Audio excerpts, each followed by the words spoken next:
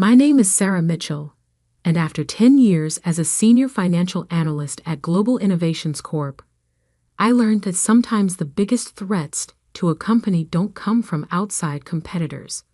They come from the people signing the checks. I still remember my first day at GIC, fresh from getting my CPA, eager to prove myself in one of the fastest-growing tech companies in the country. Back then, Marcus Reynolds had just been appointed as CFO, bringing with him an impressive track record of financial growth from various Fortune 500 companies. The key to success in corporate finance, Marcus told me during my first performance review, is knowing which questions not to ask. I should have recognized that red flag, but I was too focused on learning from his supposed expertise. For 8 years, everything seemed perfect. Our quarterly reports showed consistent growth, our stock price kept climbing, and Marcus was hailed as a financial genius. I worked my way up from junior analyst to senior financial manager, earning a reputation for attention to detail that would eventually save my career and expose a massive fraud. The first hint that something was wrong came during our Q3 review last year. I was reconciling our international subsidiary accounts when I noticed subtle discrepancies in the transfer pricing documentation. Small amounts, skillfully hidden in thousands of legitimate transactions, but they didn't quite add up. "You're being too thorough, Sarah," Marcus said when I brought it to his attention. "These international accounts are complex. Some irregularities are normal." But I couldn't shake the feeling that something was off. I began keeping detailed records of every suspicious transaction, storing copies of documentation on a secure private server, not because I suspected fraud yet, just because it was my job to be thorough. Then came the Asian expansion project. GIC was planning to acquire 3 tech companies in Singapore, and I was assigned to conduct the financial due diligence. That's when I found it. A pattern of systematic fraud, hidden in plain sight. Marcus had created a brilliant scheme. He was using our international acquisitions to hide massive financial manipulations. Money would flow through multiple subsidiaries, getting lost in a maze of transactions before disappearing into offshore accounts. The amounts were staggering. Over $100 million siphoned off over 5 years. I spent 2 weeks documenting everything, cross-referencing transactions, building an airtight case. I knew I had to report it to the board, but I needed to be certain. One mistake could ruin careers, including mine. The night before I planned to present my findings, I received an urgent email from Marcus requesting an early morning meeting. Walking into his office at 7 a.m., I knew something was wrong. 2 security guards stood by his desk, and Janet from HR sat in the corner, her expression carefully neutral. "We've discovered some disturbing information, Sarah," Marcus began, his voice cold. "It seems you've been manipulating our financial records quite extensively." My blood froze as he slid a folder across his desk. Inside were transaction records, modified to make it appear that I had been the one orchestrating the fraud. My signatures had been forged on key documents, timestamps altered, approval chains rearranged. "The evidence is quite clear," Marcus continued. "You've been using your position to hide fraudulent transactions. The board has been notified." I looked at the forged documents, mind racing. He had planned this perfectly, using my own attention to detail against me. Every transaction I had investigated had been doctored to implicate me instead. "Clean out your desk," he ordered, smirking slightly. "Security will escort you out. And Sarah, I'd avoid talking to anyone about this. Fraud charges can lead to serious prison time." I stood there, years of work and reputation crumbling around me. But as I looked at Marcus's smug face, something inside me calmed. He thought he had won. He thought he had destroyed all evidence of his crimes. He hadn't. What Marcus didn't know was that I had learned more than just accounting during my years at GIC. I had learned how digital forensics worked, how to create undeniable audit trails, and most importantly, how to protect truth in a way that no one could erase. As security escorted me out, I heard Marcus already on the phone. Yes, we caught it in time. The acquisition review can proceed as planned. I smiled slightly, thinking about the external auditors who would arrive next week to review the acquisition. They would find something interesting in their review, something that would make them dig deeper than Marcus ever expected. Because sometimes the best defense isn't fighting back immediately. Sometimes it's letting your enemies think they've won while the evidence they didn't know about slowly comes to light. Marcus thought he had buried the truth under forged documents and false accusations. What he didn't know was that the real evidence was already safely documented, time-stamped, and waiting to be discovered by people he couldn't control. The forensic audit team would arrive in exactly 7 days, and they were about to find the biggest financial fraud case of the decade. Part 2. The preparation. The first thing I did after being escorted out wasn't call a lawyer. Instead, I drove to a small cyber cafe 2 towns over and accessed my secure private server. Marcus had surely seized my work computer, but he didn't know about my personal backup system. "They're doing a complete audit of your department," messaged Tom from it, a friend who had helped me set up my secure documentation system months ago. "Reynolds is having everything scrubbed." Of course he was. But what Marcus didn't understand about modern forensic accounting was that every attempt to hide evidence creates new evidence. From my secure location, I watched through encrypted logs as Marcus's team combed through company servers, methodically altering records. Each change they made was automatically documented by the hidden protocols I'd put in place. My apartment became my war room. 3 laptops displayed different aspects of my counter strategy. Screen 1. The official GIC financial records, being systematically altered by Marcus's team. Screen 2. My secured backup records, showing the original transactions. Screen 3. A real-time log of every change they were making, each one strengthening my case. The external auditors are from Anderson and Price. Messaged Lisa from the finance department. She'd been my mentor when I started and knew something was wrong. Top forensic team. Reynolds is trying to rush them through before the acquisition. Perfect. Anderson and Price had a reputation for being thorough. They wouldn't be rushed. 2 weeks after my firing, Marcus made his first major mistake.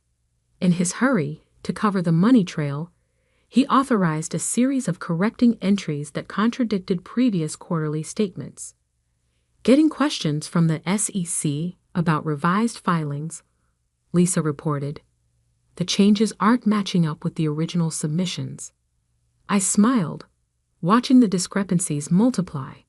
In financial fraud, it's not the original crime that usually exposes you, it's the cover-up. Then came an unexpected ally.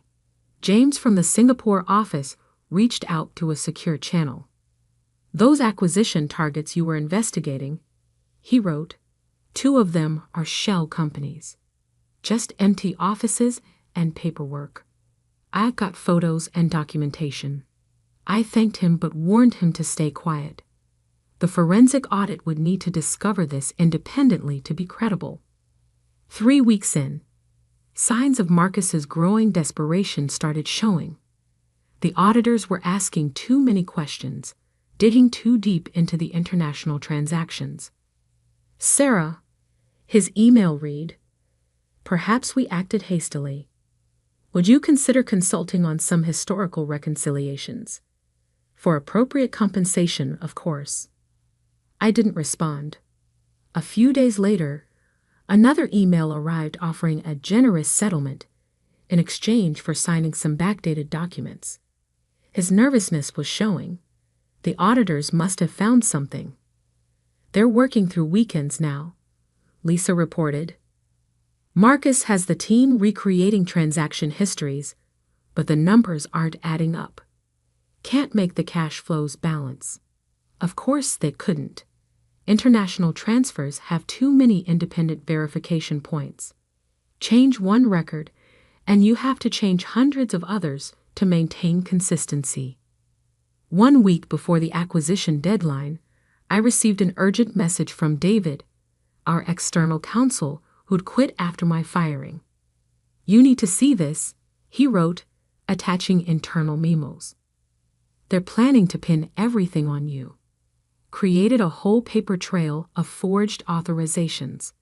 I checked my secure logs. Every document they forged, every alteration they made, was being independently recorded and timestamped. The truth was growing stronger with every lie. The final week was intense. Marcus's team worked around the clock, trying to patch holes in their fictional narrative. Each fix only created new discrepancies. The auditors found the Singapore shell companies, Lisa messaged. They're expanding the scope of their investigation.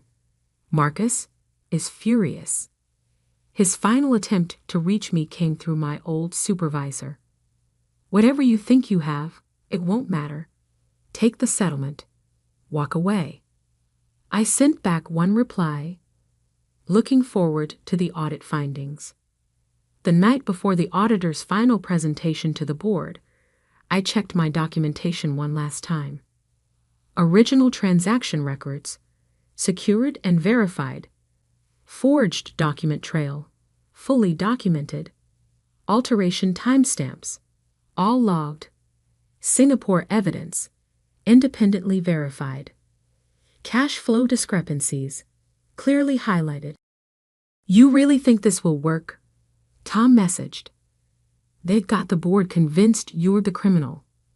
"That's the beauty of forensic accounting," I replied. "Numbers don't lie, even when people do." I went to bed that night feeling strangely calm.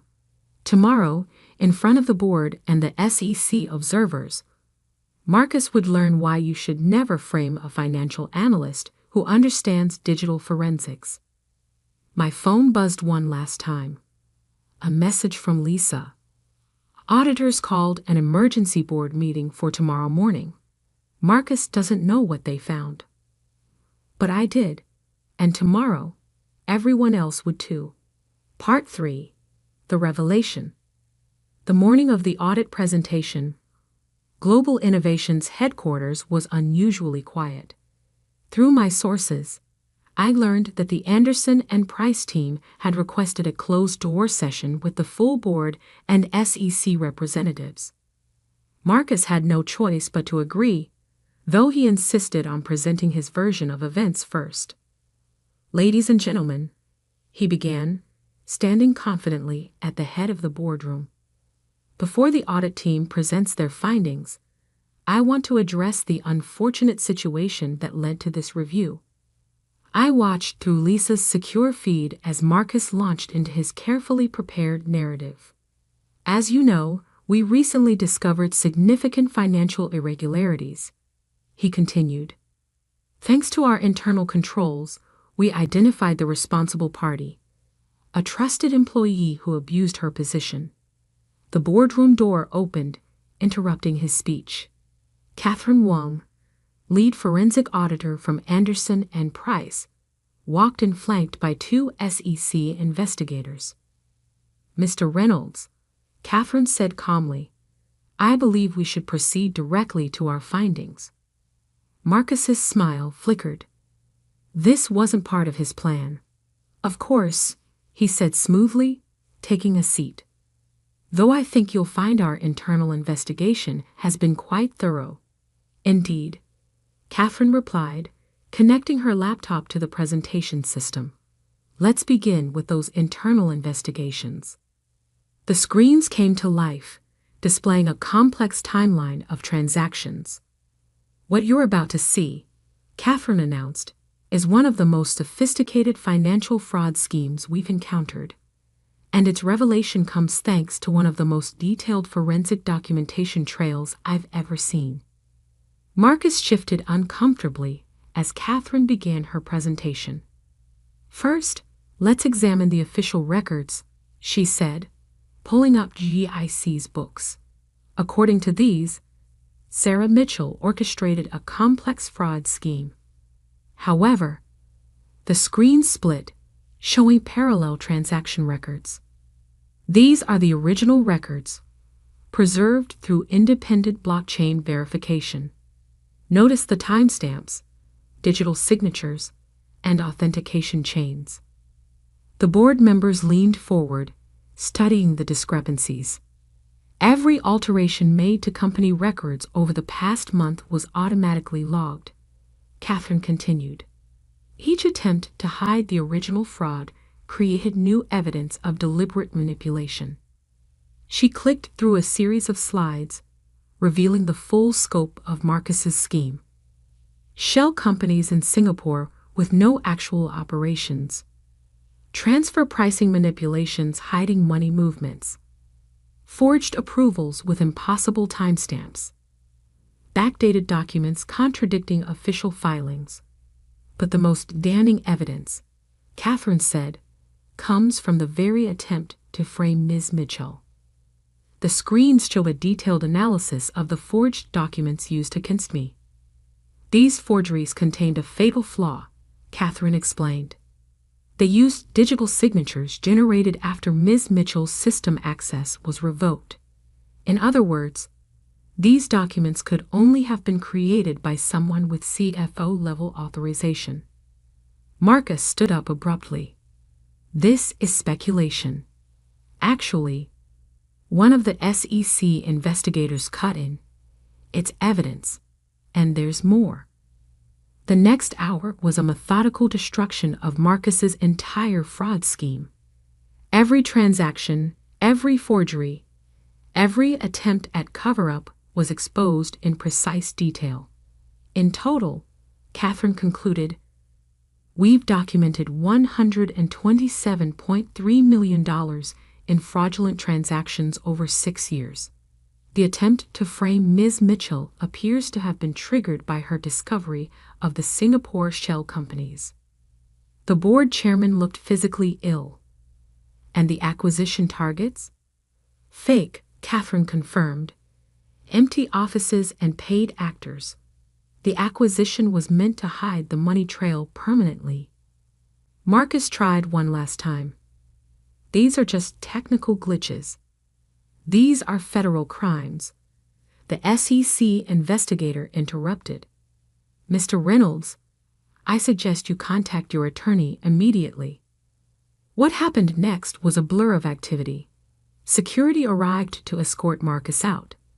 The SEC investigators began sealing off financial records. The acquisition was immediately halted. By evening, I received a call from the board chairman himself. Ms. Mitchell, he said, sounding exhausted, we owe you an enormous apology and a debt of gratitude. Would you be willing to meet tomorrow to discuss returning to GIC? We need someone with your skills to help clean up this mess. I had a better offer in mind. 1 year later, I'm no longer just a financial analyst. I'm the youngest CFO in GIC's history, leading a completely restructured finance department. The systems I designed to catch Marcus's fraud have become standard practice across the industry. Marcus? He's facing 20 years in federal prison. Turns out we weren't his first target, just the first one who kept better records than he did. Sometimes late at night, reviewing audit reports in my new office, Marcus's old office, I think about that final board meeting. About his face when he realized what had happened. He thought he was framing an ordinary analyst, but what he really did was trigger the most sophisticated forensic trap ever created. The irony. If he'd been honest, I would have helped him improve our financial systems legitimately. But he chose fraud, forgetting the first rule of modern finance. In a digital world, the truth leaves traces that cannot be erased. These days, when I speak at accounting conferences, someone always asks about the case. They want to know if I planned it all from the beginning. I just smile and tell them what I've learned. In finance, the best defense isn't just following rules. It's creating systems where truth can always be verified. Because sometimes, the quiet analyst in the corner office isn't just checking numbers. Sometimes, they're building a shield to protect the entire company from those who would destroy it from within. GIC recovered, stronger than before. Our stock price has doubled since the fraud was exposed, built on a foundation of genuine growth and absolute transparency. Every quarter, when I present our financial results, I remember what my father, also an accountant, always told me. Numbers tell stories, Sarah. Make sure yours tells the truth. Thanks to modern forensic accounting and careful documentation, my story told the truth louder than any lie Marcus could create. And that's a balance sheet I'm proud to stand behind.